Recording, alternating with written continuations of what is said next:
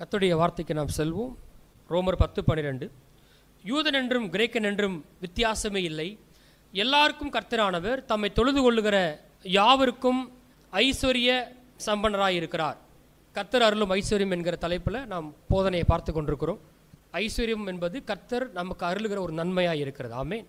அந்த நன்மையை கொடுப்பதற்காக அவர் என்ன செஞ்சிருக்காரு? அங்கே வாசிப்போம். 2 கொரிந்தியர் 8:9.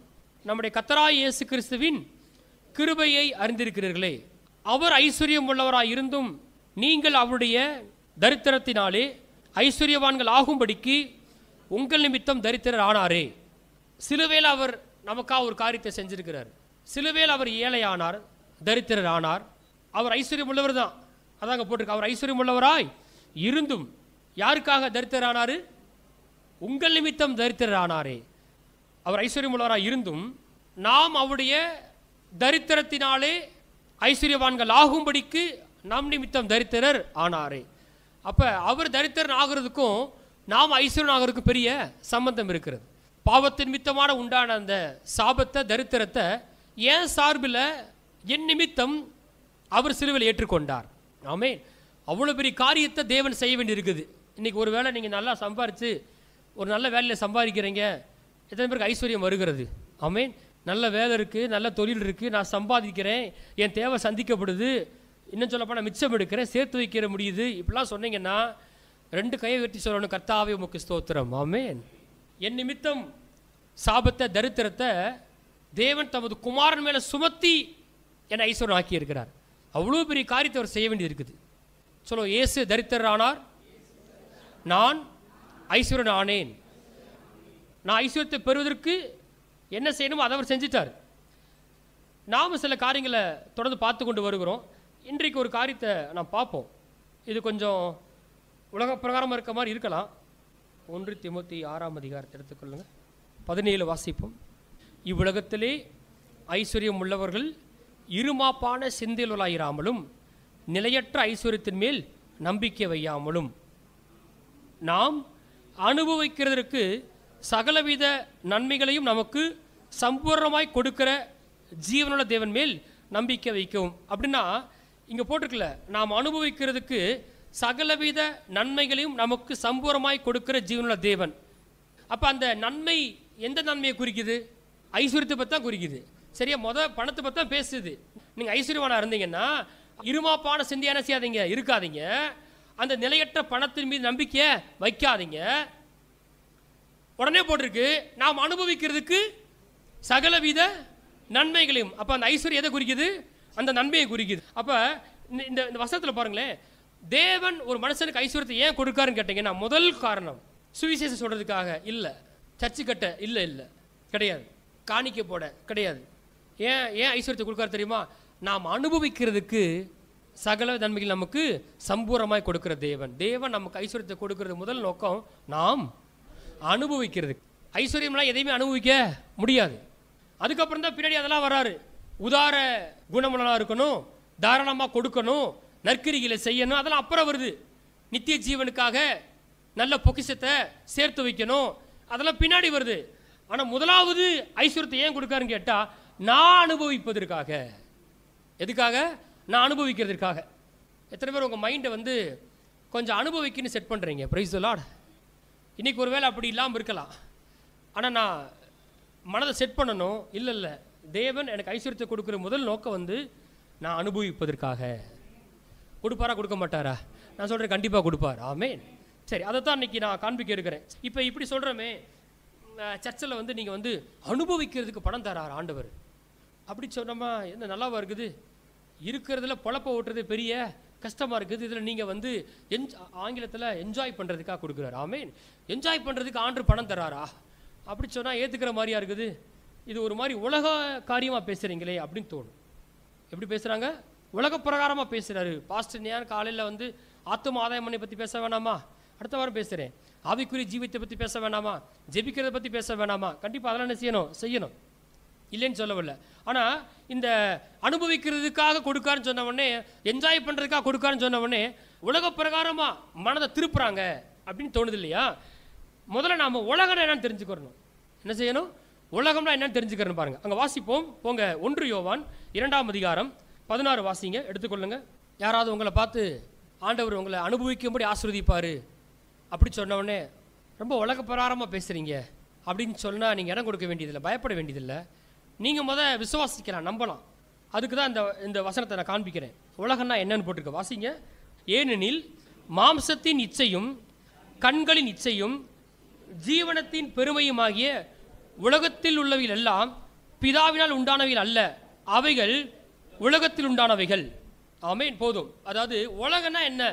நான் உலக பிரகாரமாக இருக்கிறேன் அப்படி சொன்னால் அது நான் உடுத்துகிற உடையை குறிக்கல, நான் சாப்பிட்ற சாப்பாடை குறிக்கல, நான் வாழ்கிற வாழ்க்கை தரத்தை அது குறிக்கல. நல்ல வாகனத்தில் போகிறாங்க உடனே உலக பிரகாரமாக இருக்கிறாங்க அப்படின்னு குறிக்கல. என்னுடைய வெளிப்புறத்தை அது என்ன செய்யலை, உலகன்றது குறிக்கவே இல்லை. உலகம்னா என்ன தெரியுமா? நான் உலக பிரகாரமாக இருக்கிறேன்னு சொன்னால் அது 3 காரியத்தை குறிக்குது. ஒன்று மாம்சத்தின் இச்சை, கண்களின் இச்சை, ஜீவனத்தின் பெருமை. இது 3 தான் உலகத்தில் உண்டானவைகள். அப்போ இந்த உலக பிரகாரமாக இருக்கிறது என்பது வெளிப்பிரகாரமாக நான் செய்கிற காரியம் ஒன்றல்ல, அது எனக்குள்ளாக இருக்கிறது. நீ ஆவிக்குரியவனா இல்லை உலக பிரகாரமானான்றது எப்படி தெரியுது? போடுற ட்ரெஸ்ஸில் இல்லை, வாழ்கிற வாழ்க்கை தரத்தில் இல்லை. நல்லா வாழ்க்கை தரம் இருக்குது, உலக பிரகாரமாக இருக்காங்க. இல்லை, உள்ள ஆள் எப்படி இருக்கான்றதை பொறுத்து இருக்குது. கண்களின் இச்சை, மாம்சத்தின் இச்சை, ஜீவனத்தின் பெருமை. 2 காரியம் போட்டிருக்கு. ஒன்று இச்சை, இன்னொன்று பெருமை. ஜீவனத்தின் பெருமைனா தங்களுக்கு கொடுத்தே ஒரு பெருமை, எதை செஞ்சாலும் பெருமை, ரொம்ப ஜெபிச்சா பெருமை, ரொம்ப ஊழியம் பண்ணால் பெருமை, நல்லா பிரசங்கம் பண்ணால் பெருமை, கொஞ்சம் நல்லா இருந்தால் பெருமை. அப்போ உலகன்றது என்னுடைய அட்டையரில் கிடையாது, என்னுடைய நான் என்ன உடுத்துறேன்றதை பொறுத்து கிடையாது, எனக்குள்ள என்ன இருக்குன்றதை பொறுத்து இருக்குது. அப்போ இங்கே கவனிங்களேன், ஒருத்தவங்க ரொம்ப நன்றாக உடுத்தி அவங்க ரொம்ப ஆவிக்குரியவனாக இருக்கலாம். ஒருத்தவங்க ரொம்ப நன்றாக உடுத்தாமல் அவங்க உலக பிரகாரம் இருக்க முடியும். நான் உலக பிரகாரமானவனா அல்லது ஆவிக்குரியவன் என்பது நிர்ணயிப்பது என் ட்ரெஸ்ஸு கிடையாது, எனக்குள்ளாக இருக்கிற காரியங்கள். புரிஞ்சவங்க ஆமென் சொல்லுங்க பார்ப்போம். அப்போ சபைக்கு வந்தீங்கன்னா நீங்கள் உங்களை விட மற்றவங்களை எத்தனை பேர் மேன்மையாக என்றீங்க? எத்தனை பேர் ஒருத்தர் கனம் பண்ணுறீங்க? இல்லை ஒரு மாதிரி பெருமையாக இருக்கீங்களா? நமக்குள்ளே இருக்கிற அந்த சுயநலம், பெருமை, அப்படிப்பட்ட சுபாவங்களை தான் என்ன செய்யுது உலகம் என்று சொல்லப்பட்டிருக்கிறது. அதை வாசிங்களே. அங்கே ரோமர் 12ஆம் அதிகாரம் 2ஆம் வசனத்துக்கு செல்வோம். நீங்கள் இந்த பிரபஞ்சத்திற்கு ஒத்த வேஷம் தெரியாமல் தேவனுடைய நன்மையும் பிரியமும் பரிபூர்ணமான சித்தம் என்னதென்று பகுத்தறியத்தக்கதாக உங்கள் மனம் புதிதாகிறதுனாலே மறுரூபமாகுங்கள். இங்கே என்ன போட்டிருக்கு? நீங்கள் இந்த பிரபஞ்சத்திற்கு ஒத்த வேஷம் தெரியாமல். அப்படின்னே பிரபஞ்சம்னா என்ன? உலகம். நீங்கள் இந்த உலகம் மாதிரி இந்த உலகத்திற்கு ஒத்த வேஷம் தெரியாமல், அவங்க போடுற ட்ரெஸ்ஸு மாதிரி நான் போட்டுட்டா போச்சு, உலகத்துக்கு வந்துட்டான். இன்னைக்கு நம்ம ட்ரெஸ்ஸை பற்றி தான் பார்க்க போகிறோம். ஓகே, நான் சொல்கிறேன். ஆனால் இங்கே உலகத்துக்கு ஒத்த வேஷம் தரிக்கிறது என்னது? உடுத்துறது மாதிரி. சரியா? நீங்கள் உலகத்துக்கு ஒத்த இந்த பிரபஞ்சத்திற்கு ஒத்த வேஷம் தெரியாமல் அப்படின்னா அது நம்ம உடுத்துற உடைய என்ன செய்யலை, சொல்லலை. எதை பற்றி பேசுது? தேவனுடைய நன்மையும் பிரியமும் பரிபூர்ணமான சித்தம் என்னதென்று பகுத்தறியத்தக்கதாக உங்கள் மனம் புதிதாகிறதுனாலே மறுரூபமாகுங்கள். ட்ரெஸ்ஸை மாத்திர சொல்லி பற்றி என்ன செய்யல, அது பேசலை. நம்முடைய மனதை குறித்து அது பேசுகிறது. ட்ரெஸ்ஸை பற்றி அது என்ன செய்யலை, பேசலை. ஒரு ஆள் மாறான்றது முதன்மையாக உள்ளான விதத்தில் எப்படி இருக்கான்னு பார்த்தா என்ன செய்யுது, அது குறிக்கிறது. அப்படிதான் மெய்யான மாற்றம் உண்டாகிறது. மனம் புதிதாகிறதுனாலே மறுரூபமாகுங்கள். நான் வாழ்கிற வாழ்க்கை தரம் அது உயர வேண்டும் என்று தேவன் விரும்புகிறார். ஒரு உயர் ரகமான வாழ்க்கை தரத்தை நான் வாழ்வது என்பது உலக பிரகாரமான வாழ்க்கை என்பது அர்த்தம் அல்ல. நான் இன்னைக்கு இருக்கிற நிலையை விட என் வாழ்க்கை தரம் உயருது அப்படின்னா அதோட அர்த்தம் நான் உலக பிரகாரம் மாறிட்டு என்பது அர்த்தம் அல்ல. அப்படி பார்த்தா நீங்கள் ரொம்ப உலகம் பிடிச்சவர்னு சொன்னால் ஆண்டவர் தான் சொல்ல முடியும். பைபிள் போட்டிருக்கு, வீதியெல்லாம் சுத்த பொண்ணாக இருக்குன்னு போட்டிருக்குது. அவர் தரத்துக்கு ஒரு விஷயத்தை செஞ்சுருக்காரு. நல்லா கவனிங்க. நமக்கு என்ன தோணும்? எல்லாரும் எவ்வளோ கஷ்டப்படுறாங்க, ஆனால் அங்கே வீதியெல்லாம் சுத்த பொண்ணாக இருக்குது. இது தேவையா? நமக்கு எப்படி தோணும்? இது தேவையா? சாலமோன் இருக்கான்ல, அவன் அவன் அவன் சிங்காசனம் இருக்குது தெரியுமா? சிங்காசனத்தில் உட்கார்ந்தா 2 பக்கத்தில் 2 சிங்கம் இருக்குமா. அது எதால் செய்யப்பட்டது? பொன்னால் செய்யப்பட்டது. படி முழுவதும் பொன்னால் செய்யப்பட்டது. பெரிய இவர் வந்து சிங்கம் வச்சு தான் அதில் உட்காந்துருப்பார், அப்போ அதில் இறங்குவார். அப்படி நீங்கள் கேட்கலாம், நான் கேட்கலாம். ஆனால் அவன் தகுதிக்கு அது பிரச்சனை இல்லை. அவன் உலகத்தில் பெரிய ராஜா, அது அவனுடைய வாழ்க்கை தரம். நான் வந்து விழுந்து போன உலகத்துக்கு அப்புறம் நாம் வந்து பணத்தை வீணாக்குன்னு நான் சொல்லலை. யாருக்குமே கொடுக்காம, ஏழைகளுக்கு கொடுக்காம, சுவிசேஷம் பரம்புவதற்கு கொடுக்காம, அந்த சுயநல வாழ்க்கையை பார்த்து என்ன செய்யலை நான் பேசலை. ரொம்ப லக்ஸூரியஸாக இருக்கிறத பார்த்து மாத்திரம் என்ன செய்யலை நான் பேசலை.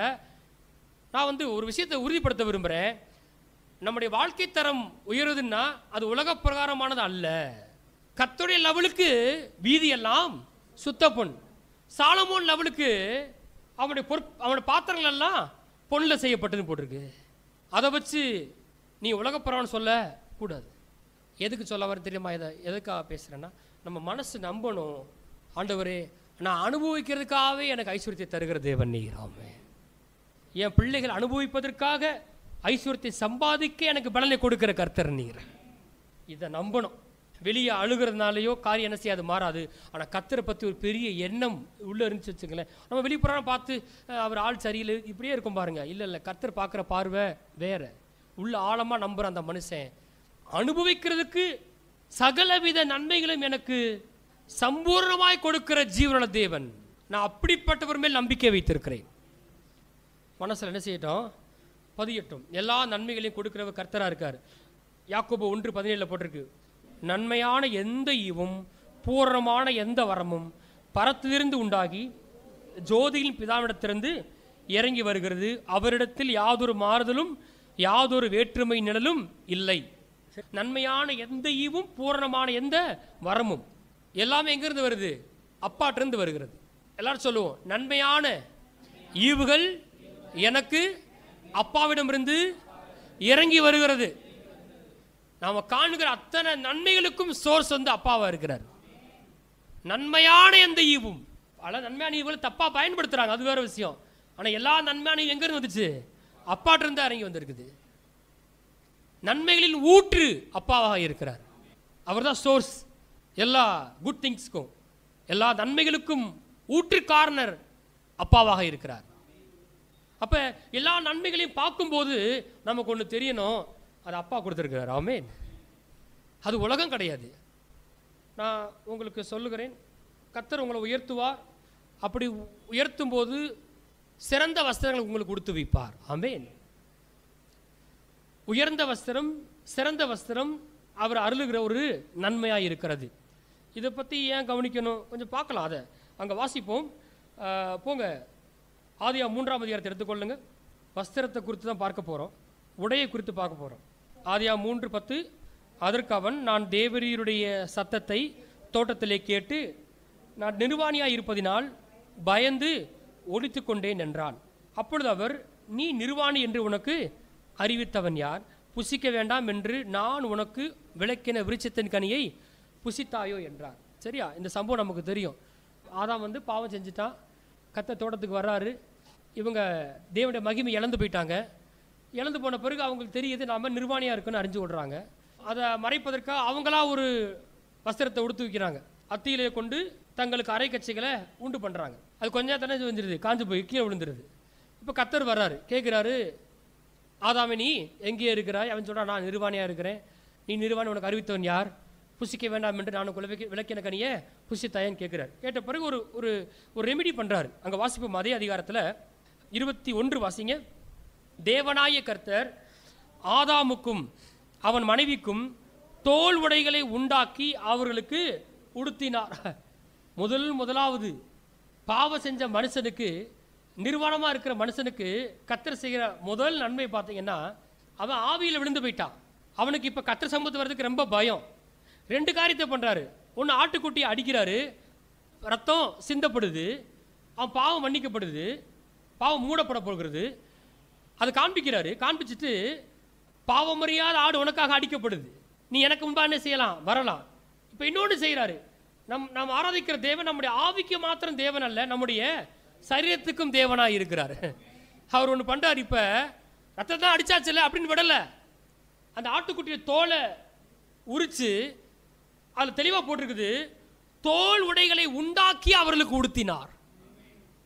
விழுந்து போன அந்த ஆதாமுக்கு தேவன் ரட்சிப்பை கொடுத்தது மாத்திரம் கிடையாது, அவனுக்காக தோளினால ஒரு உடைகளை உண்டாக்கி அவனுக்கு உடுத்தினார். என்ன சொல்லுங்க? தோல் உடைகளை உண்டாக்கி அவர்களுக்கு உடுத்தினார். இது முக்கியம். எத்தனை பேர் சொல்றீங்க ஆமென்? நீங்க நம்புறீங்களா கர்த்தர் உங்களுக்கு உடுத்துவார் என்று? நான் சொல்றேன், உங்க வாழ்க்கையில காரியங்களை கர்த்தர் மாற்ற போகிறாரு. முதல்ல மாற போகிறது உங்க ட்ரெஸ் தான். முதல்ல மாற போகிறது உங்க ட்ரெஸ் தான். இங்கே அப்படி தான் செய்கிறார். அங்கே வாசிப்போம். கர்த்தர் வந்து இஸ்ரவேல் ஜனங்க அடிமைத்தனத்தை இருக்கிறாங்க, அவங்கள விடுவிக்கும் போது ஒரு காரியத்தை கேட்க சொல்றார். யாத்திராகம் 3ஆம் அதிகாரம் 22வது வசனம். ஒவ்வொரு ஸ்திரியும் தன் தன் அயலகத்தாளிடத்திலும் தன் தன் வீட்டில் தங்குகளிடத்திலும் வாசிப்போம், வெள்ளி உடைமைகளையும் பொன் உடைமைகளையும் வஸ்திரங்களையும் கேட்டு வாங்குவாள்.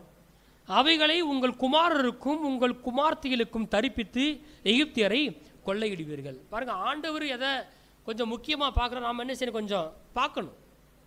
ஆண்டவரே விருப்பப்படுறார். 400 வருஷம் அடிமைத்தனத்தை இருக்கிற, 430 வருஷம் அடிமைத்தனத்தை இருக்கிற, மறுபடியும் உனக்காக ஒரு ஆட்டுக்குட்டி அடிக்கப்படுது, ரத்தம் சிந்தப்படுது, வீட்டு நிலைக்கால பூசப்படுது, விடுதலை உண்டாகுது. விடுவிக்கும் போது கர்த்தர் சொல்றாரு, நீ வெளியே போறீங்க, மறக்காம ஒன்று செஞ்சிருங்க, வெள்ளி உடைமைகளையும் பொன்னுடைமைகளையும் வஸ்திரங்களையும் கேட்டு வாங்குங்கள். ஆமென். வாங்கி என்ன பண்ணுங்க, நீங்கள் அதை உங்களுக்கும் உங்கள் குமாரருக்கும் உங்கள் குமார்த்திகளுக்கும் அதை தரிப்பிக்க கடவீர்கள் என்றார் ஆண்டவர். அப்பாவை பற்றி எத்தனை பேருக்கு நல்ல எண்ணம் வருது? ஆமென். உங்கள் அப்பா உங்களுக்கு நல்ல ட்ரெஸ்ஸை வாங்கித்தரன்னு ஆசைப்பட்டாரா? கரெக்டாக. நாம் நம்ம பிள்ளைகளுக்கு சிறந்த ட்ரெஸ்ஸை வாங்கித்தரன்னு ஆசைப்படுறோம் இல்லையா? அப்படித்தான் நான் அந்த அப்பாவும். ஆமென். அதில் ஒன்றும் தப்பு இல்லையே. பக்கத்து சொல்லுங்க, ட்ரெஸ்ஸு மாறும். அதில் கொஞ்சம் கவனமாக இருக்கார் ஆண்டவர். அதை வாசிப்போமே. யாத்திராம் 28ஆம் அதிகாரம் 3ஆம் வசனத்தை வாசிங்க. இஸ்ரவேல் ஜனங்கள் அடிமைத்திலிருந்து விடுவிக்கப்பட்டு வெளியே வந்துட்டாங்க. போகிற வழியில் வனாந்தரத்தில் சில இடங்களில் ஆண்டவர் வந்து ஆசரிப்பு கூடாரத்தை கட்ட சொல்கிறார். அங்கே சிலர் வந்து ஆசாரனாக அபிஷேகம் பண்ணுறாரு. அவங்களுக்கு உடுத்துற உடையை பற்றி போட்டிருக்கு பாருங்களேன். கர்த்தர் கவனமாக இருக்கார். வாசிங்க. யாத்திராம் 28:3. ஆரோன் எனக்கு ஆசாரிய ஊழியம் செய்யத்தக்கதாக அவனை பரிசுத்தப்படுத்தும்படி அவனுக்கு வஸ்திரங்களை உண்டாக்கும் பொருட்டு நான் ஞானத்தின் ஆவியால் நிரப்பின விவேகமான இருதயமுள்ள யாவரோடு நீ சொல்லுவாயாக. பாருங்க, ஒரு ஆசாரியன் ஊழியம் செய்யறதுக்கு அவனுக்குன்னு எதை செய்யறதுக்காக, வஸ்திரத்தை ட்ரெஸ் செய்யறதுக்காக கர்த்தர் ஒரு வேலைன்னு எடுத்துக்கிட்டு என்ன பண்றாரு, ஒரு மனுஷன் மேல, ஒரு டெய்லர் மேல ஞானத்தின் ஆவியால் நிரப்புகிறார். இதெல்லாம் தேவையா? இல்லை, அவர் ரொம்ப முக்கியமாக கவனிக்கிறார். அதில் நிறைய ஸ்பிரிச்சுவல் விஷயம் இருக்குது. ஆசாரியன் இப்படி உடுத்தவன்னு கர்த்தர் விரும்பார். எத்தனை பேர் இங்கே கர்த்தருக்கு ஆசாரியனாக இருக்கிறீங்க? புதிய பாட்டில் போட்டிருக்கு, நாம் எல்லாரும் ராஜரீக ஆசாரிய கூட்டம் போட்டிருக்குது. அப்போ நான் சொல்கிறேன், உங்கள் ட்ரெஸ்ஸு மேலே கர்த்தர் அக்கறை உள்ளவா இருப்பார். எத்தனை பேர் நம்புறீங்க நீங்கள்? ஆமென். கிறிஸ்துமஸ் நாளில், ஈஸ்டர் அப்போ நல்லா உடுத்தணும்னு ஒவ்வொரு முறையும் சொல்ல வேண்டிய அவசியம் இல்லை. தீபாவளிலாம் நிறுத்திட்டு என்ன செய்யலாம், ஷிஃப்ட் ஆகிடணும். இப்போ இந்த ஜனங்கள்லாம் வனாந்தரத்தை நடந்து போகிறாங்க. எத்தனை வருஷம் நடந்து போகிறாங்க? 40 வருஷம் நடந்து போகிறாங்க. அங்கே வாசிப்போம். உபாகம் 8ஆம் அதிகாரம் 4ஆம் வசனத்தை வாசிங்க. இந்த 40 வருஷமும் உன்மேல் இருந்த வஸ்திரம் பழையதாய் போகவும் இல்லை, உன் கால் வீங்கவும் இல்லை. எவ்வளவு திரும்ப திரும்ப அதில் கவனம் கொடுக்காரு பாருங்க. 40 வருஷமாக வனாந்தரத்தை நடந்து போகிறாங்க. ஆனால் கர்த்தர் வந்து கவனமாக இருக்காரு. இவனுக்கு சரீரத்தில் இந்த பிரச்சனை வரக்கூடாது, இவன் ட்ரெஸ்ஸில் எந்த பிரச்சனை இருக்கக்கூடாது. அதான் சொல்றாரு, இந்த 40 வருஷமும் உன்மேல் இருந்த வஸ்திரம் பழையதாய் போகவும் இல்லை. நான் சொல்றேன், உங்க வீட்லயும் பழசெல்லாம் இருக்காது. பழசு போய் புதுசு ஒரு இயேசு நாமத்தினால. ஏன்னா கர்த்தர் கவனமா இருக்காரு. நீ பழசை போட்டுட்டே இருக்க கூடாது. ஆமென். பழையதாய் போகவும் இல்லை. நான் பெற்றுக்கொள்கிறேன். ஆமென். பழசெல்லாம் கர்த்தர் ரீப்ளேஸ் பண்றாரு. எல்லாம் புதுசு வரப்போகுது இயேசு கிறிஸ்து நாமத்தினாலே. பழையதாய் போகவும் இல்லைன்னு போட்டு வாசிப்போம். திரும்ப அதே வசனத்தை திரும்ப வாசிக்கிறேன். 29:5 வாசிங்க. உபாகமும் 29:5. கர்த்தராகிய நான் உங்கள் தேவன் என்று நீங்கள் அறிந்து கொள்ளும்படிக்கு நான் 40 வருஷம் உங்களை வனாந்தரத்தில் நடத்தினேன். உங்கள் மேல் இருந்த வஸ்திரம் பழையதாய் போகவும் இல்லை, உங்கள் காலில் இருந்த பாதரட்சைகள் பழையதாய் போகவும் இல்லை. அவர் ப்ரூவ் பண்றாராம், நான் தான் உன் தேவன், கர்த்தராகிய நான் உங்கள் தேவன் என்பதை நீங்கள் அறிந்து கொள்ளும்படிக்கு அதை நான் ப்ரூவ் பண்ணி காட்டுறேன். நான் தான் உன் தேவன் என்பதை என்ன செய்யறேன், உனக்கு ப்ரூவ் பண்ணி காட்டுறேன்றதை எப்படி ப்ரூவ் பண்ணி காட்டுறாரு? 40 வருஷம் உன் வஸ்திரம், உன் பாதரட்சை பழசா போகலை. அப்பா அவர் தான் என் தேவன், கர்த்தர் என் தேவன் என்பது எதில் தெரியுது? நான் உடுத்துற உடையில கூட தெரியுது. தெரியணும்னு யார் விரும்புகிறா? கர்த்தர் விரும்புகிறார்.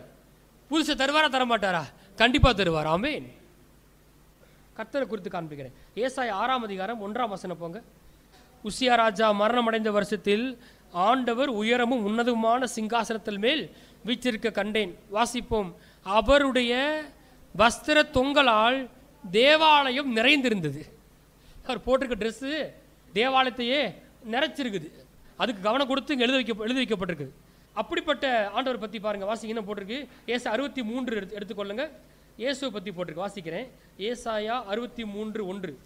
கர்த்தர் எப்படி உடுத்துறாருன்னு போட்டிருக்கு பாருங்க. ஏதோமிலும் அதிலுள்ள போஸ்ரா பட்டணத்திலும் இருந்து சாயந்தீர்ந்த வஸ்திரங்கள் உடையவராகவும் மகத்துவமாய் உடுத்துகிறவராகவும். எப்படி உடுத்துகிறவர்? மகத்துவமாய் உடுத்துகிறவர். தமது மகத்தான வல்லமையிலே எழுந்தருளாகவும் வருகிற இவர் யார்? வாசிப்போம். நீதியாய் பேசி ரட்சிக்க வல்லவராகிய நான் தானே. இயேசுவை பற்றி போட்டிருக்கு. இப்போ அந்த இயேசு என்ன பண்ணுறாரா? வாசிப்போம். உம்முடைய உடுப்பு சிவப்பாகவும் உம்முடைய வஸ்திரங்கள் ஆலையை மிதிக்கிறவன் வஸ்திரங்கள் போல இருக்கிறது என்ன? நான் ஒருவனாய் ஆலையை மிதித்தேன், ஜனங்களில் ஒருவனும் என்னோடு இருந்ததில்லை. நான் என் கோபத்திலே அவர்களை மிதித்து என் உக்கரத்திலே அவர்களை நசுக்கி போட்டேன். அதனால் அவர்கள் ரத்தம் என் வஸ்திரங்கள் மேல் தெரித்தது, என் உடுப்பை எல்லாம் கரைப்படுத்தி கொண்டேன். எதை பற்றி போட்டிருக்கேன்னா, இயேசு எனக்காக பட்ட பாடுகளை பற்றி போட்டிருக்கு. நான் ஒருவனாய் ஆலையை மிதித்தேன், ஜனங்களில் ஒருவனும் என்னோடு இருந்ததில்லை. யாரும் கூட ஹெல்ப்புக்கு இல்லை. நான் என் கோபத்திலே அவர்களை மிதித்து. பிதாவாகிய தேவன் கோபத்தில் யாரை மிதிச்சாரா? இயேசுவை மிதிச்சார். ஆனால் எப்படி போட்டிருக்கு? ஜனங்களை மிதித்துன்னு போட்டிருக்கு. ஆனால் ஜனங்களை மிதிக்கல. யாரை மிதிச்சாரு?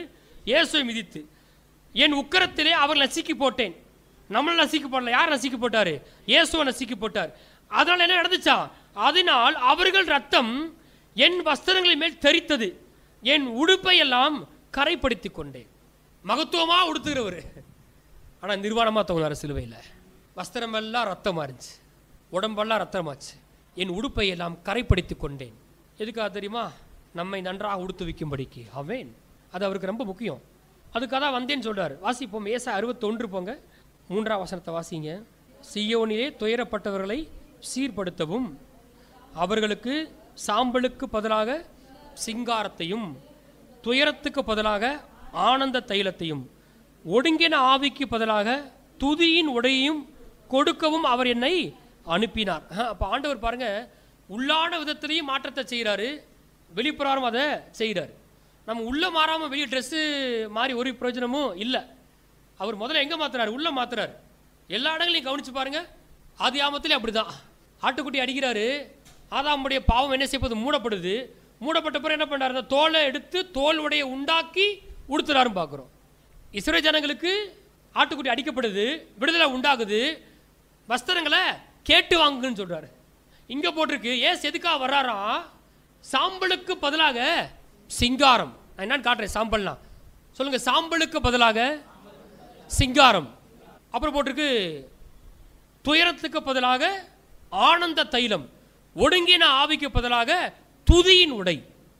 பாருங்க, ஒருத்தர் சோகமாக இருந்தாலும் நல்லாவே உடுத்தம். நம்ம நல்லா உடுத்தலாம் ஒரு அர்த்தம். இவங்க ரொம்ப சொல்லுங்க சோகமாக இருக்காங்க. அந்த அர்த்தம் சோகமாக இருக்கான்றதுக்காக ஒரு அடையாளம் என்னது? நல்லா உடுத்தாமல் இருக்குது.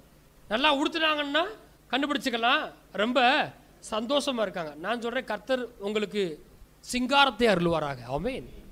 காரியத்தை ரீப்ளேஸ் பண்ணுறார் ஆண்டவர். வெளியே ட்ரெஸ்ஸு மாறதுக்கு முன்னாடி உள்ள மாற்றம் உண்டாகுது, வாழ்க்கையில் மாற்றம் உண்டாகிறது. வெறும் ட்ரெஸ்ஸை பற்றி நம்ம பேசிகிட்டு இல்லை. சாம்பலுக்கு பதிலாக சிங்காரம் சொன்னேன் இல்லையா? சொல்லுங்கள். சாம்பலுக்கு பதிலாக சிங்காரம். இந்த சில என்ன யோசிக்கிறாங்கன்னா, நம்ம நல்லா உடுத்தலைன்னா நம்ம ரொம்ப தாழ்மையாக இருக்குன்னு நினச்சிக்கிறாங்க பாருங்கள். அதை பற்றி நான் காண்பிக்க விரும்புகிறேன். அங்கே போங்க. 2 ராஜாக்கள் 22:19. நான் இந்த ஸ்தலத்திற்கும் அதன் குடிகளுக்கும் விரோதமாக அவர்கள் பாலும் சாபமும் ஆவார்கள் என்று சொன்னதை நீ கேட்டபோது உன் இருதயம் இலகி நீ கர்த்தருக்கு முன்பாக உன்னை தாழ்த்தி உன் வஸ்திரங்களை கிழித்து கொண்டு எனக்கு முன்பாக அழுதபடியினால் நானும் உன் விண்ணப்பத்தை கேட்டேன். நீங்கள் பழைய ஏற்பாட்டில் இடங்களை பார்த்தீங்கன்னு வச்சுக்கலேன், ஒரு வசனத்தை மட்டும் காண்பிச்சிருக்கேன், நிறைய காண்பிக்க முடியாது. பழைய ஏற்பாட்டில் எப்பயுமே ஒரு துக்கம் நடந்தால் என்ன செய்வாங்க? உடனடியாக ட்ரெஸ்ஸை கிழிச்சிட்டு சாம்பல் மேலே போய் உட்காந்துக்கிட்டு சாக்கை உடுத்திக்கிடுவாங்க. சரியா? ஏன்னா என்ன சொல்ல வர்றாங்கன்னா, ஆண்டவரே நாங்கள் மனம் மாறிட்டோம், எங்களை மன்னிச்சிருங்க, இந்த செஞ்ச காரியத்துக்காக நாங்கள் மனம் மருந்துறோம் என்பதை காண்பிப்பதற்கு அது அவங்களுக்கு ஒரு வழியாக இருந்துச்சு. இன்றைக்கி எத்தனை பேர் மனம் திரும்புறீங்க? உடனே சட்டையை கிழிச்சிக்கிட்டு சாம்பல் மேலே உட்காந்துக்கிட்டு அப்படி செய்ய சொல்லி வேதம் சொல்லல. ஆனால் பழைய ஏற்பாட்டில் ஒரு காரியம் என்னன்னு கேட்டால், பாழாக போகுது தேசம் அப்படி சொன்னவொடனே இவன் என்ன பண்ணுறான், மனது இலகி கர்த்தருக்கு முன்பாக தாழ்த்தி வஸ்திரங்களை கிழித்து கொண்டு கர்த்தருக்கு முன்பாக அழுதபடியினால் போடுற. அது ஒருத்தன் ஆள் மாறிட்டான் என்பதற்கு ஒரு அடையாளமாக இருக்குது. அப்படி எடுத்துக்கொண்டார் ஆண்டவர். அதுக்காக அதையே செய்யக்கூடாது, ரிவர்ஸில் யோசிக்கக்கூடாது. சட்டையை கிழிச்சா கர்த்தர் கேட்பாருன்னு சொல்லக்கூடாது, ஆள் உள்ள மாறணும். இது மாதிரி நிறைய வசனம் இருக்குது. யோசுவா சட்டையை கிழிச்சுக்கிட்டாரு, வஸ்திரத்தை கிழிச்சுக்கிட்டாரு. எசேக்கியா, எல்லா ராஜாக்களும் பார்த்துருக்கேன். தாவீது முதற்கொண்டு எல்லா சூழ்நிலை என்ன பண்ணாங்க, வஸ்திரங்களை கிழித்து கொண்டாங்க. அது என்ன சொல்லுது, நாங்கள் துக்கப்படுறோம், துக்கமாக இருக்கிறோம், மனம் வருந்துறோம் அப்படின்னு சொல்லி காண்பிப்பதற்கு ஒரு அடையாளமாக இருக்குதே தவிர எல்லா நேரமும் அவங்க கிழிஞ்ச ட்ரெஸ் என்ன செய்யலை, போட்டுக்கிட்டு. ஏன்னா கர்த்தருக்கு முன்பாக நாம் ரொம்ப தாழ்மையாக இருக்குன்னு நினைச்சல அவங்க இல்லை. யோனால கூட வாஸ்து பார்த்துருப்பீங்க. நினிவே பட்டணம் அழிக்கப்பட்டு போகும்னு சொன்ன உடனே அந்த ராஜா என்ன பண்ணுறான், சிங்காசனத்தை விட்டு எழுந்து வஸ்திரத்தை கிழித்து கொண்டு தேசம் உபவாசத்தை கூறுனா நம்ம பார்க்குறோம் இல்லையா? இவங்க எல்லாம் மனம் திரும்ப என்பதை அவருடைய கிரியை மூலமாக தேவன் கண்டு அப்படின்னு போட்டிருக்காரு. இவ்வளோ நாள் தப்பு பண்ணாங்க, அது பெருகி பெருகி பெருகி எங்கே போயிடுச்சு, பரலோகத்துக்கே போய் எட்டிருச்சு. ஆண்டவர் சொல்லிட்டார், நியாய தீர்ப்பு வந்துருச்சு, நினிவே பட்டம் அழிக்கப்பட போகுது. ஆனால் இவங்க என்ன பண்ணிட்டாங்க, மனம் திரும்பி இனிமேல் நாங்கள் செய்ய மாட்டோம்னு சொல்லி வஸ்திரத்தை கிழித்து கொண்டு சாம்பலில் மேலே போட்டுக்கிட்டு ரெட்டுடுத்தி கொண்டு அழுகிறாங்க.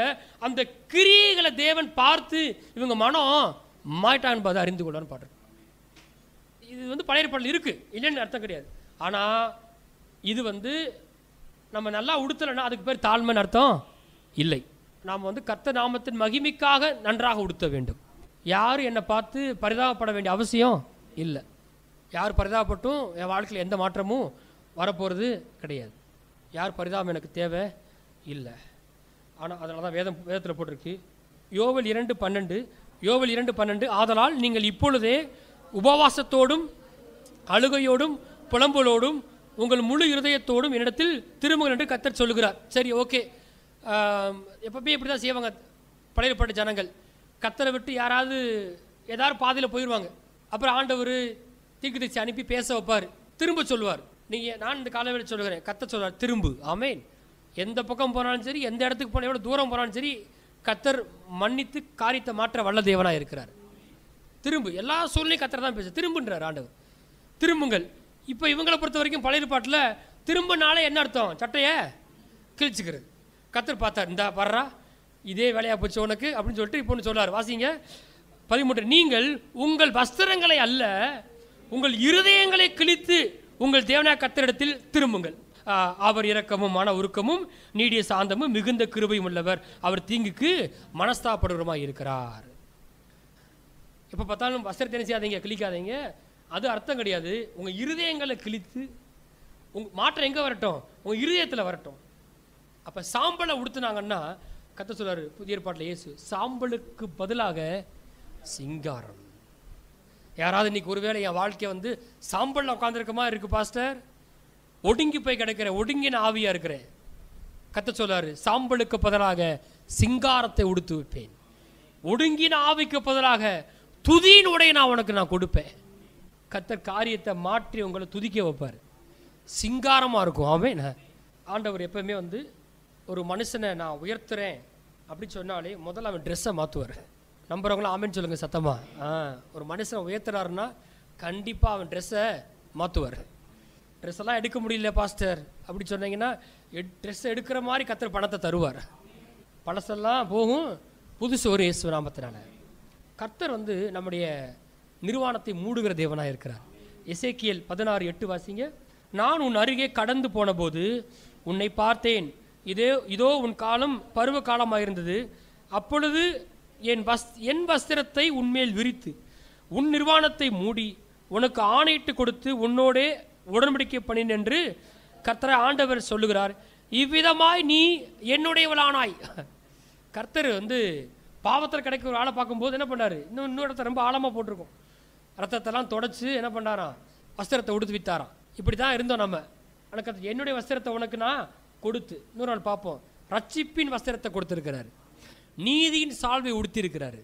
பாவமறியாத இயேசுவை நமக்காக பாவமாக்கி நம்மை கிறிஸ்துவுக்குள் தேவநீதி ஆக்கி இருக்கிறார். ஏங்க வெளியே போற ஒரு ட்ரெஸ்ஸை விட உள்ள பெரிய ட்ரெஸ் போட்டு விட்டுருக்காரு. பாவியா இருந்தேன், தேவநீதி ஆக்கி இருக்கிறார், நீதியின் சால்வையை உடுத்தி இருக்கிறார். ஆண்டவர் சமூகத்துக்கு தைரியமா போக முடியுது. உள்ளேயும் மாத்திருக்காரு, வெளியே மாத்திரேன்றாரு. நான் ஆவிக்கு மாத்திரம் தேவன் அல்ல, உன் சரீரத்துக்கும் தேவனாய் இருக்கிறேன். உள்ள இருக்க பாவத்தை கழுவி உனக்கு நீதியின் சால்வை கொடுத்தேன்னா உன் சரீரத்துக்கு நான் ட்ரெஸ்ஸை கொடுப்பேன். எப்பவுமே அப்படிதான் செய்யறாரு.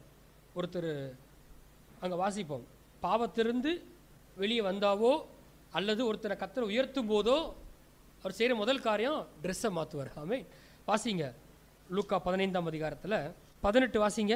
நான் எழுந்து என் தகப்பனத்துக்கு போய், தகப்பனே, பரத்துக்கு விரோதமாகவும் உமக்கு முன்பாகவும் என்ன செய்தேன்?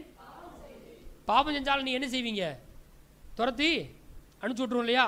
வாசிப்போம். இப்போ போட்டிருக்கு, இனிமேல் உம்முடைய குமாரன் என்று சொல்லப்படுவதற்கு நான் பாத்திரன் அல்ல, உம்முடைய கூலிக்காரில் ஒருவனாக என்னை வைத்துக் கொள்ளும் என்பேன் என்று சொல்லி அவனுக்கே தெரியுது நமக்கு இனிமேல் தகுதியே கிடையாது, நாம கர்த்தர் தேவனுடைய குமாரனே கிடையாது அப்படின்னு சொல்லிட்டு தான் வர்றான். வாசிப்போம். எழுந்து புறப்பட்டு தன் தகப்பனத்தில் வந்தான். அவன் தூரத்தில் வரும்போதே அவனுடைய தகப்பன் அவனை கண்டு மனதுருகி ஓடி அவன் கழுத்தை கட்டிக்கொண்டு அவனை முத்தம் செய்தான். பாவியா இருக்கிற ஒருத்தன் அப்பா கிட்ட திரும்பி ஓடி வரும்போது முதல் என்ன செய்யறாரு? சத்தமா சொல்லுங்க, முத்தம் செய்கிறாரு. அடிக்கல, என்ன பண்றாரு? முத்தம் செய்கிறார். உடனே அவன் கதையெல்லாம் பேசுறான். அவன் மனசு தாங்க மாட்டேன்டுது. எங்க இந்த மாதிரிலாம் தப்பு பண்ணேன் அப்படின்னு பேச ஆரம்பிக்கிறான். குமாரன் தகப்பனை நோக்கி, தகப்பனே, மறுபடியும் பரத்துக்கு விரோதமாகவும் உமக்கு முன்பாகவும் பாவம் செய்தேன், இனிமேல் உம்முடைய குமாரன் என்று சொல்லப்படுவதற்கு நான் பார்த்தேன் அல்ல என்று சொன்னான். அப்பொழுது தகப்பன் தன் ஊழியக்காரர் நோக்கி, வாசியுங்கள். அப்பொழுது தகப்பன் தன் ஊழியக்காரர் நோக்கி, நீங்கள் உயர்ந்த வஸ்திரத்தை கொண்டு வந்து இவனுக்கு உடுத்தி இவன் கைக்கு மோதிரத்தையும் கால்களுக்கு பாதரட்சைகளையும் போடுங்கள். அட பாவி பைய, சொத்தெல்லாம் ஆசையெல்லாம் வாங்கிட்டு போய் செலவழிச்சு விட்டான், பண்ணி மேய்ச்சிட்டு வந்திருக்கிறான், அப்பா பேரை கெடுத்துட்டு வந்திருக்கிறான். ஆனால் புத்தி தெரிஞ்சு திரும்ப வர்றான். திரும்ப வந்து அவனுக்கு அப்பா கொடுத்த முதல் காரியம் முத்தம் செய்ய அவனை ஏற்றுக்கொள்கிறாரு. ஏற்றுக்கொண்டாருன்னா உள்ள ஏற்றுக்கிட்டார் அர்த்தம். உள்ளான விதத்தில் அவனை ஏற்றுக்கொண்டாரு. இப்போ உலக பிரகாரம் அவர் செய்யற முதல் காரியம், நீங்கள் இவனுக்கு உயர்ந்த வஸ்திரத்தை உடுத்தி. என்ன சொல்லுங்க? உயர்ந்த வஸ்திரம் சொல்லுங்க. உயர்ந்த வஸ்திரம். இப்படி கேட்கக்கூடாது, அதான் ரொம்ப முக்கியமா அப்படின்னு சொல்லக்கூடாது. அப்பா வாயிலிருந்தே ஒரு பாவி பைய திரும்பி வரும்போது என்ன கொடுக்குறாரு? உயர்ந்த வஸ்திரம். பெரியவர் அப்படியே ஊழியம் பண்ணி திரும்பி அப்படியே ஆத்மாக்கள் ஆதாயம் பண்ணிட்டு வர்றாரு, இவருக்கு உயர்ந்த வஸ்திரம் கொடுக்குறாரு. தேவையாது. அப்ப கர்த்தர் ஒரு மனுஷனை மறுபடியும் ஏற்றுக்கொள்ளும் போது உலக பிரகாரமாக அவனுக்கு கொடுக்கிற முதல் ஆசீர்வாதம் உயர்ந்த வஸ்திரம். நீங்கள் உயர்ந்த வஸ்திரத்தை கொண்டு வந்து இவனுக்கு உடுத்தி இவன் கைகளுக்கு மோதிரத்தையும் கால்களுக்கு பாதரட்சைகளையும் போடுங்கள். எல்லாமே வெளிப்புறமான காரியம். உள்ள ஏத்துக்கிட்டார், நீ என் குமாரன் தான், வா, ரத்தத்தால கழுவுறேன், உள்ள ஏத்துக்கிட்டேன், முத்தம் செய்கிறேன் உன்னை நான் பண்ணிட்டு ஃபுல்லாவே வெளியே தான் மாறுது. என்ன மாறுது? கால்களுக்கு பாதரட்சை, கைக்கு மோதிரம், மேலே உயர்ந்த வஸ்திரம். அடுத்து சாப்பாடு, பிரியாணி. கொளுத்த கன்றுக்குட்டியை அடுப்பிச்சு சந்தோஷமா இருக்கிறாங்க. சாம்பலுக்கு பதிலாக சிங்காரம், ஒடுங்கின ஆவிக்கு பதிலாக துதியின் உடை. யார்கிட்ட போனா? அப்பா கிட்ட போனா அப்படித்தான் நடக்கும். எத்தனை பேர் அப்பா கிட்ட போறீங்க? ஆமென். ஒரு மனிதன் மனம் திரும்பும் பொழுதும் அவனை கர்த்தர் உயர்த்தும் போதும் அவனுக்கு செய்கிற முதல் காரியம் அவனுடைய வஸ்திரத்தை மாற்றுகிறவராக இருக்கிறார். அங்கே வாசிப்போம். மத்தேயு 6ஆம் அதிகாரம், மத்தேயு 6:25. ஆகையால் எண்ணத்தை உண்போம் எண்ணத்தை குடிப்போம் என்று உங்கள் ஜீவனுக்காகவும் எண்ணத்தை உடுப்போம் என்று உங்கள் சரீரத்துக்காகவும் கவலைப்படாதிருங்கள். இயேசு வந்து கவலைப்படாதீங்கன்னு சொல்லும்போது சாப்பாட்டுக்காகவும் ட்ரெஸ்ஸுக்காக செய்யாதீங்க, கவலைப்படாதீங்க. எண்ணத்தை உண்போம் எண்ணத்தை குடிப்போம் எண்ணத்தை உடுப்போம், அதுக்கான செய்யாதீங்க, கவலைப்படாதீங்க. அப்படின்னா என்ன சொல்ல வராரு? அந்த அந்த அந்த அந்த பேசிக் நீட்ஸை நாட் கேர் பண்ணிக்கிறேன் ஆண்டவர். ஆமென். அந்த பொறுப்பை நான் எடுத்துக்கிருவேன். நான் சொல்ல திருப்தியாக போசிப்பார் கர்த்தர், நன்றாக உடுத்துவிப்பார். ஆமென். அதான் பேச வர்றாரு. 28. உடைக்காகவும் நீங்கள் கவலைப்படுகிறது என்ன? யாராவது உடைக்காக கவலைப்படுறீங்களா? இங்க அப்போ அது முக்கியமா? முக்கியம் இல்லையா? அது ஒரு கவலையா? கவலை இல்லையா? நான் சொல்கிறேன், புது ட்ரெஸ் வரப்போகுது. ஆமென். உடைக்காகவும் நீங்கள் கவலைப்படுகிறது என்ன? வாசிப்போம். காட்டு புஷ்பங்கள் எப்படி வளருது என்று கவனித்து பாருங்கள், அவைகள் உழைக்கிறதும் இல்லை நூற்கிறதும் இல்லை என்றாலும் சாலமோன் முதலாய் தன் சர்வ மகிமையிலும் அவைகளில் ஒன்றை போலாகிலும் உடுத்திருந்தது என்று உங்களுக்கு சொல்லுகிறேன். அற்ப விசுவாசிகளே, இன்றைக்கிருந்து நாளைக்கு அடுப்பிலே போடப்படும் காட்டுப்புல்லுக்கு தேவன் இவ்விதமாக உடுத்துவித்தால் உங்களுக்கு உடுத்துவிப்பது அதிக நிச்சயம் அல்லவா? எத்தனை பேர் நம்புறீங்க கர்த்தர் உங்களுக்கு உடுத்துவிப்பார் என்று? எத்தனை பேர் நம்புகிறீர்கள்? இல்லை, நான் சம்பாதிக்கிறேன், நான் எனக்கு பிடிச்ச ட்ரெஸ்ஸை நான் வாங்கிக்கிறேன். இல்லைங்க, கர்த்தர் தான் உங்களை ஆசீர்வதிக்கிறார். அதான் நான் சொன்னேன், நன்மையான எந்த ஈவும் பூர்ணமான எந்த வரமும் பரத்திலிருந்து உண்டாகி ஜோதியின் பிதாவிடத்திலிருந்து இறங்கி வருகிறது. நாம தான் அங்கீகரிக்கணும், ரெகக்னைஸ் பண்ணணும். நாம தான் கர்த்தருக்கு நன்றி செலுத்தணும். அது நம்ம வேலை. ட்ரெஸ் எடுத்த எத்தனை பேர் கர்த்தருக்கு நன்றி செலுத்துறீங்க? ஷூ வாங்க எத்தனை பேர் நன்றி செலுத்துறீங்க? ஆமே, அது ரொம்ப முக்கியம். வயலில் போட்டிருக்கு, பாதரட்சை நான் கொடுப்பேன்றார் ஆண்டவர். ஆமே, இவன் கைக்கு மோதிரத்தையும் கால்களுக்கு பாதரட்சைகளையும் போடுங்கள்ன்றார் ஆண்டவர். அப்போ இங்கே பார்த்தீங்கன்னா, இன்றைக்கிருந்து நாளுக்கு அடுப்பில் போடப்படும் காட்டு புல்லுக்கு வரும்போது பார்த்துருப்பீங்க, காலையில் கலர்ஃபுல்லாக இருக்கும் எல்லா செடியில் பூ பார்த்தீங்க. இன்னைக்கு சாயங்காலம் அது என்ன செஞ்சிடும்? வாடி போயிடும், கீழே விழுந்துடும், அதை எரிச்சிருவாங்க. அப்போ இன்றைக்கிருந்து நாளைக்கு அடுப்பில் போடப்படும் காட்டு புல்லுக்கு யார் உடுத்துவிக்கிறா? சத்தமாக சொல்லுங்க, தேவன் உடுத்துவிக்கிறார். அப்போ நல்ல கலர்ஃபுல்லான பூக்கள்லாம் இருந்துச்சுன்னா நீங்கள் உடனே அதுவா வளருது அதுவா வளருது இல்லைங்க, தேவன் உடுத்துவிக்கிறார். இயேசு சொல்றார், இங்க நான் உடுத்துவிக்கிறேன்டார் ஆண்டவர். தேவன் விதமாக உடுத்துவித்தால், ரத்தத்தை சிந்தி உங்களை சம்பாதிச்சிருக்கிறேன், உங்களுக்கு உடுத்துவிப்பது அதிக நிச்சயம் அல்லவா? என் குமாரனையே கொடுத்து உங்களை நான் மீட்டெடுத்திருக்கிறேன். உங்க சரீரம் எனக்கு ரொம்ப முக்கியன்றார் ஆண்டவர். உங்க உடம்பு ரொம்ப எனக்கு முக்கியம். ஆவிகளும் தேவன் மாத்திரம் கிடையாது, என் சரீரத்துக்கும் தேவனா இருக்கார். என் கையில் ஒரு மோதிரம் இருக்குன்னு விரும்புகிறார். ஆமே, சில நம்மளுக்கு பிடிக்க மாட்டேங்குது, அதை வேற போட்டுக்கிட்டு. அப்போ ஆசைப்படணும். ஆமேன், ஆசைப்பட்டாதான் வரும். ஆசைப்படலன்னா தான் நிறைய காரியம் தரப்படுறதுக்கு காரணம் என்ன செய்யலை? ஆசைப்படலை. சாலமோன் தன் சர்வ மகிமையிலும் இப்படி என்ன செய்யலை? உடுத்தியிருந்தாலும் போட்டிருக்கு. சாலமோனுக்கு ட்ரெஸ் எங்கே வந்துச்சு? குஜராத்தா, சூரத்தா, எகிப்துலேருந்து வந்துச்சு. இந்தியாவிலேருந்தும் போச்சு. ஆனால் அவனுக்கு ட்ரெஸ்ஸு எங்கேருந்து போச்சு? வயலில் போட்டிருக்கு. எகிப்துலேருந்து வர வச்சானா. இந்த உலகத்திலே எங்கே பெஸ்ட் ட்ரெஸ் இருக்குன்னு பார்த்து சாலமோன் என்ன பண்ணுறான்? இம்போர்ட் பண்ணுறான் ட்ரெஸ்ஸை. எங்கேருந்து? எகிப்துலேருந்து. 1 ராஜாக்கள் 10:28 வாசிங்க. சாலமோன் தனக்கு குதிரைகளையும், சத்தமாக வாசிங்க, உங்களுக்கு தான் போட்டிருக்கு. என்ன போட்டிருக்கு? தனக்கு குதிரைகளையும் புடவைகளையும் எகிப்திலிருந்து அழைப்பித்தான். ராஜாவின் வர்த்தகர் புடவைகளை ஒப்பந்த விலைக்கிறதற்கு வாங்கினார்கள். அவ்வளவு சேஞ்ச் பண்ணிகிட்டே இருக்கிறானா. அப்போ எங்கேருந்து வருது? எகிப்திலிருந்து வருது. இன்னொரு ஆள் எப்பவுமே பெஸ்ட்டு தான் உடுத்துனார். அவர் யார்? உலகத்தில் பெஸ்ட் ட்ரெஸ் எங்கே கிடச்சிச்சு? எகிப்தில் கிடச்சிச்சு. இன்னொருத்தர் எப்பவுமே அதை உடுத்தினார், அங்கே தான் இருந்தார். அவர் யார்? யோசேப்பு. எகிப்துக்கு என்னவானார்? அதிபதியானாப்புல. வயலில் போட்டுருக்கு பாருங்க, அதை வாசிங்களே. ஆதியா 41:14 வாசிங்க. கர்த்தர் தான் உயர்த்தின யாரையுமே எல்லாரையுமே அவரை உடுத்துவித்தார். அப்பொழுது பார்வோன் யோசேப்பை அழைப்பித்தான். அவனை தீவிரமாய் காவல் கடைகளிலிருந்து கொண்டு வந்தார்கள். அவன் சவரம் பண்ணி கொண்டு, வாசிப்போம், வேறு வஸ்திரம் தரித்து பார்வனிடத்தில் வந்தான். இது வரைக்கும் 404 சிறை கைதி ட்ரெஸ் போட்டுருந்துருப்பான். கர்த்தர் உயர்த்த போறாரு. என்ன மாறுது? முதல் எடுத்தவனே என்ன சொல்லுங்க? வேறு வஸ்திரம். ட்ரெஸ்ஸை மாத்துறாரு ஆண்டவர். வேறு வஸ்திரம் உயர்த்தப்பட்ட பிறகு ஆதியாகமம் 41:42 வாசிங்க. பார்வோன் தன் கையில் போட்டிருந்த தன் முத்திரை மோதிரத்தை கலற்றி அதை யோசேப்பின் கையிலே போட்டு மெல்லிய வஸ்திரங்களை அவனுக்கு உடுத்தி பொன் சரப்பணி அவன் கழுத்திலே தரித்து தன்னுடைய 2ஆம் ரதத்தின் மேல் அவனை ஏற்றி தெண்டனிட்டு பணியுங்கள் என்று அவனுக்கு முன்பாக கூறிவித்து எகிப்து தேசம் முழுமைக்கும் அவனை அதிகாரியாக்கினான். கூலியில கடந்தான், அடிமையா இருந்தான், ஜெயில இருந்தான். ஆனா ட்ரெஸ் மாறுது. மெல்லிய வஸ்திரம், கையில மோதிரம், பொன் சரப்பணி கழுத்துல.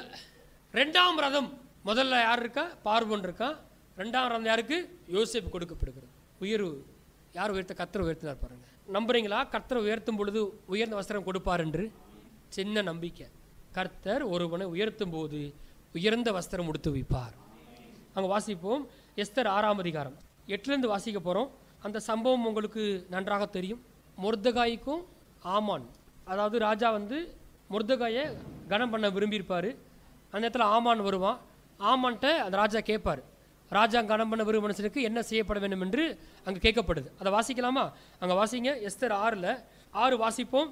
ஆமான் உள்ளே வந்தபோது ராஜா அவனை நோக்கி, ராஜா கனம் பண்ண விரும்புகிற மனுஷனுக்கு என்ன செய்யப்பட வேண்டும் என்று கேட்டான்.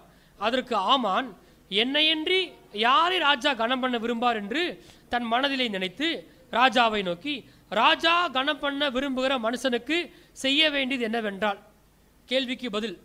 ராஜா கனம் பண்ண விரும்பும் மனுஷனுக்கு என்ன செய்யப்பட வேண்டும் என்ற கேள்விக்கு பதில் கொடுக்கிறார். வாசிப்போம் பொறுமையாக. ராஜா உடுத்தி கொள்கிற ராஜ வஸ்திரமும். எது மாறுது? வஸ்திரம் தான் மாறுது. ஃபர்ஸ்ட் எடுத்து எது மாறுது? ட்ரெஸ்ஸு தான் மாறுது. ஆமீன். நான் சொல்கிறேன், உங்களுக்கு லாபம் வரும், கர்த்தர் உங்களை ஆசீர்வதிப்பார், பணம் வரும். நீங்கள் செய்ய வேண்டிய வேலை ட்ரெஸ் எடுக்கணும். எத்தனை பேர் ஆமீன் சொல்கிறீங்க? சரியா? அங்கே போட்டு வாசிப்போம். ராஜா உடுத்தி கொள்கிற ராஜ வஸ்திரமும் ராஜா ஏறுகிற குதிரையையும் அவர் சிரசிலே தரிக்கப்படும் ராஜ முடியும் கொண்டு வரப்பட வேண்டும். அந்த வஸ்திரமும் குதிரையும் ராஜாவுடைய பிரதான பிரபுக்களில் ஒருடைய கையிலே கொடுக்கப்பட வேண்டும். ராஜா கனம் பண்ண விரும்புகிற மனுஷனை வாசிங்கள் அலங்கரித்த பின் அவனை குதிரை மேல் ஏற்றி நகர வீதியில் உலாவும்படி செய்து, ராஜா கனம் பண்ண விரும்புகிற மனுஷனுக்கு இப்படியே செய்யப்படும் என்று அவனுக்கு முன்பாக கூறப்பட வேண்டும் என்றான். அப்பொழுது ராஜா ஆமானை நோக்கி, சீக்கிரமாய் நீ சொன்னபடியே வாசிங்க, வஸ்திரத்தையும் குதிரையும் கொண்டு போய் ராஜ அரண்மனையில் வாசலில் உட்கார்ந்து இருக்கிற யூதனாகிய மொர்தெகாய்க்கு அந்த பிரகாரமாய் செய். நீ சொன்ன எல்லாவற்றிலும் ஒன்றும் தவறாதபடி பார் என்றான். அப்படியே ஆமான் வாசிங்க வஸ்திரத்தையும் குதிரையும் கொண்டு போய் மொர்தெகாயை அலங்கரித்து அவனை குதிரையின் மேல் ஏற்றி நகர வீதியில் உலாவும்படி செய்து, ராஜா கனம் பண்ணுகிற விரும்புகிற மனுஷனுக்கு இப்படியே செய்யப்படும் என்று அவனுக்கு முன்பாக கூறினான். Praise the Lord. தெளிவாக போட்டிருக்கு. இந்த உலகத்தில் ஒரு ராஜ்யத்தை ஆளுகை செய்கிற ஒரு ராஜா ஒரு மனுஷன் கனம் பண்ணா முதல்ல செய்யறது அவனுக்கு ராஜ வஸ்திரம் உடுத்தி அவனை என்னவாக்கணும்? அலங்கரிக்கணும். நான் சொல்றேன், சாம்பலுக்கு பதிலாக சிங்காரம். சாம்பலுக்கு பதிலாக சிங்காரம். நான் சொல்றேன், ராஜாதி ராஜா உங்களை கனம் பண்ணுவார். காட்டுப்புல்லுக்கு கொடுத்து வைக்கிற கர்த்தர் உங்களை கொடுத்து வைப்பார். சகரியா 3:1-4 வரை. அவர் பிரதான ஆசாரியனாகிய யோசுவாவை எனக்கு காண்பித்தார். அவன் கர்த்தர் தூதனுக்கு முன்பாக நின்றான். கர்த்தர் தூதனுக்கு முன்பாக யார் நிற்கிறா? பிரதான ஆசாரியனாகிய யோசுவா நிற்கிறான். சரி, அப்போ தொடர்ந்து வாசிப்போம். சாத்தான் அவனுக்கு விரோதம் செய்ய அவன் வலது பக்கத்தில் நின்றான். அப்பொழுது கர்த்தர் சாத்தானை நோக்கி, கர்த்தர் உன்னை கடிந்து கொள்வாராக. சாத்தானே, எருசலேமை தெரிந்து கொண்ட கர்த்தர் உன்னை கடிந்து கொள்வாராக. இவன் அக்கினியிலிருந்து தப்புவிக்கப்பட்ட கொல்லி அல்லவா என்றார். தொடர்ந்து வாசிப்போம்.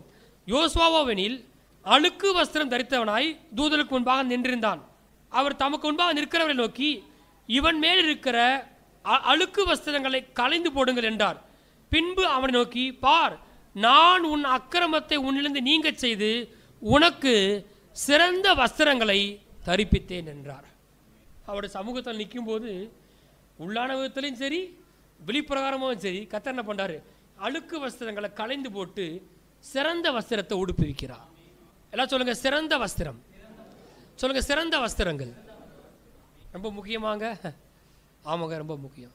நான் ரட்சிக்கப்பட்ட ஆரம்பத்தில் நிறைய காரியங்களை குறித்து எனக்கு வெளிப்பாடு இல்லாட்டி கூட எனக்கு ஒரே ஒரு வெளிப்பாடு இருந்துச்சு. நான் இந்த மத்தேயு, மார்க்கு, லூக்கா, யோவானில் கடைசி 3 அதிகாரங்களை திரும்ப திரும்ப வாசிப்பேன். அதில் என்ன போட்டிருக்குன்னா, இயேசுவை சரீரப்பிரகாரம் எப்படி துன்பப்படுத்தினாங்கன்னு போட்டிருக்கும் பாருங்க.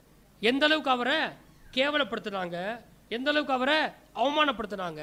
நான் அதை படிக்கும்போது யோசிப்பேன், ஆண்டவரே, உங்களை இப்படி கணையனப்படுத்தியிருந்தாங்கன்னா என்ன யாரும் கணையனப்படுத்த முடியாது.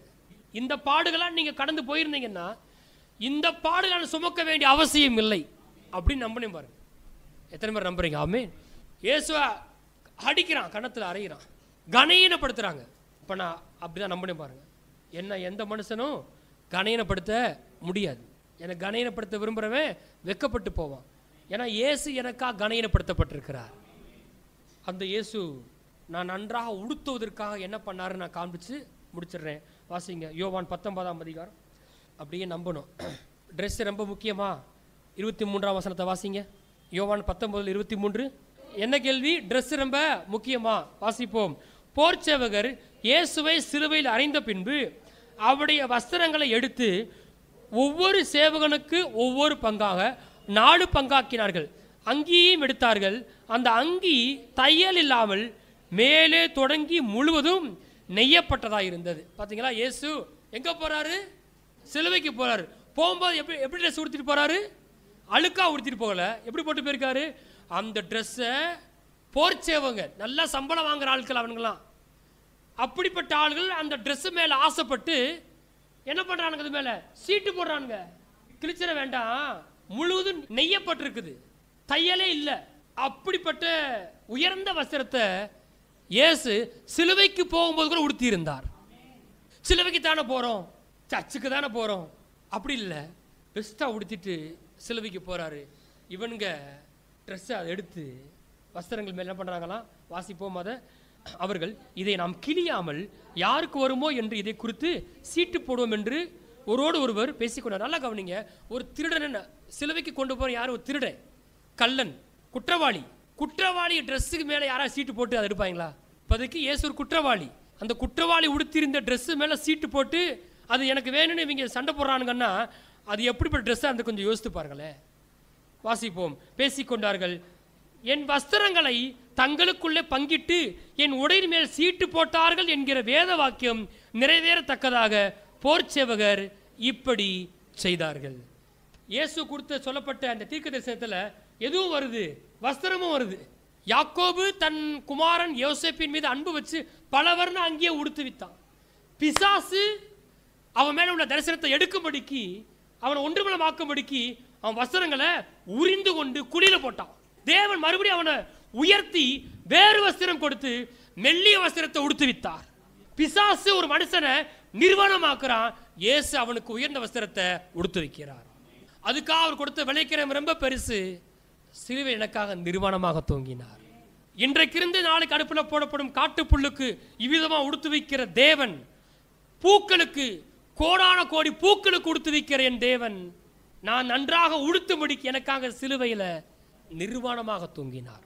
நான் சொல்றேன், கர்த்தர் உங்களுக்கு உயர்ந்த வஸ்திரங்களை உடுத்து வைப்பார். கர்த்தர் உங்களை ஆசீர்வதிப்பார். பழையதெல்லாம் போகும், புதுசு ஒரு இயேசு நாமத்தினால.